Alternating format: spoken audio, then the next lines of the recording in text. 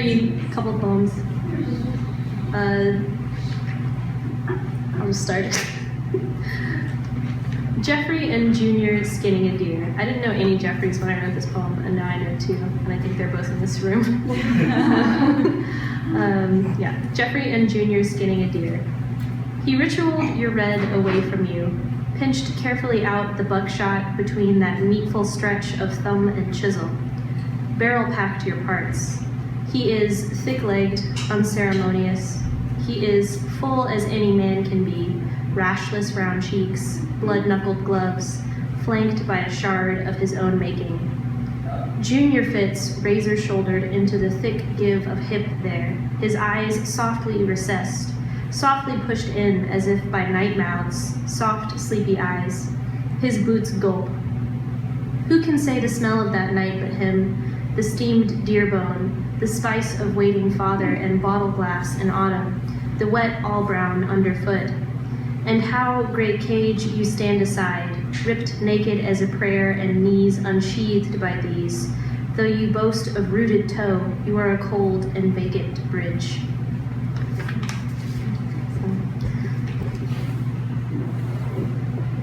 Plenum. Today I thought to kiss someone but didn't, but they, or more so the moment, stayed with me like a hard tick in a damp place. I dwelt horribly on wet marble eyes, a long brown side that drew and draws mucus to the back of my tongue, and damns the swollen throb there, and this I feel in the very meat of me, a frisson of deep solitude, of wholesome point, my twitching voluntary muscles straining away from the empty center, my tongue towards a fragrant throat, towards the soft wrist pulse, towards a mouth less calciferous than my own. So I ate champagne and steamed pork and every red crayon I could find. I am full of a great roundness today, of a hard glassness that swells me and turns of silent hydraulics, a weight at times at my tailbone, rolling hard against me, and at times at my knee, so there is just one huge, grotesque knee, uncolored and benign, but for the low, gritty, audible terracotta turning. At times my eyeball fat and blind and hammocked there, or sometimes a tricky bulb in my belly, but I know it always for its restless clockwise pivot, and that peculiar thickness of only glass, and the way it distorts convex even the lightless parts of me.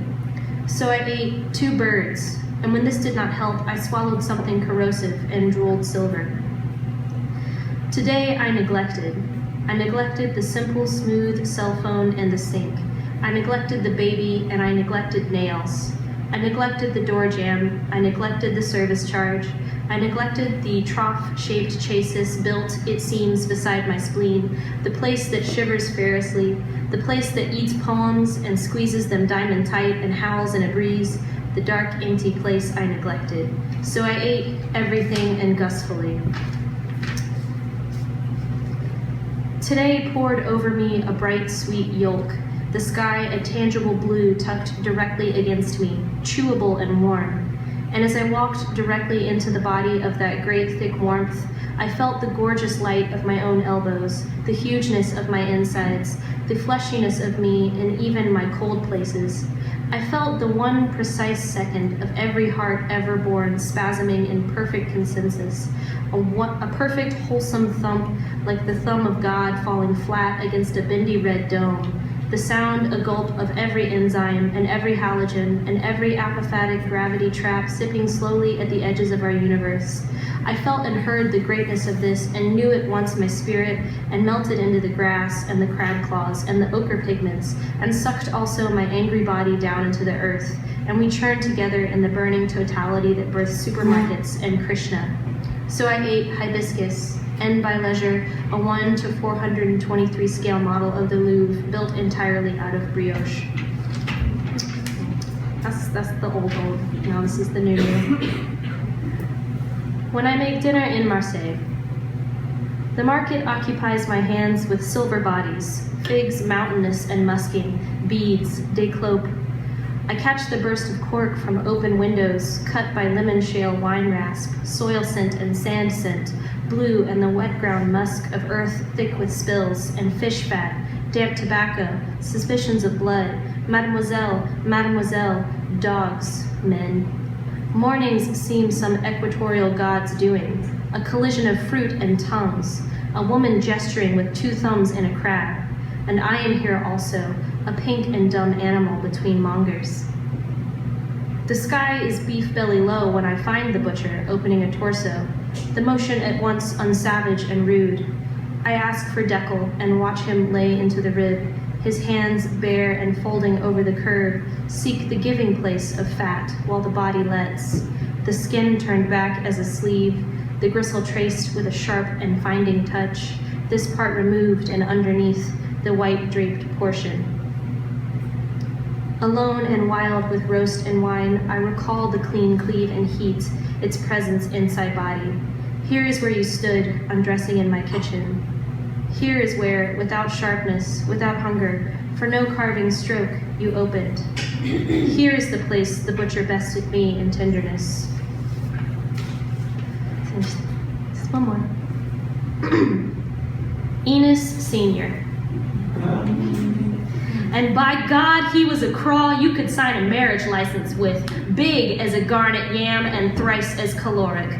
Gray-bellied Arkansas eldritch, old spumy wizard, grand crawdaddy of the lake bed, we all trusted that one tumor-fat claw to chunk a thumb on an inhale, legs cramped tight over his eerie fretwork saying, try me, try me.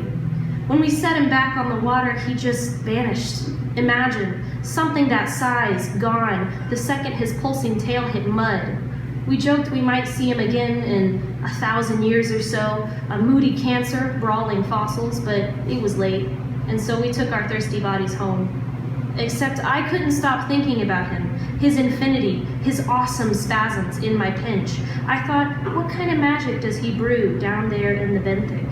What if he builds bone homes out of the sorghum tacky kiddos that wobble too bold on the old tree trunk? What if he bleeds shimmer and wicked when the moon's half red? What if one night, darkened hulk of protozoan scum touching my feet from the bed's edge, saying, try me, he comes up out of that lake. That's me.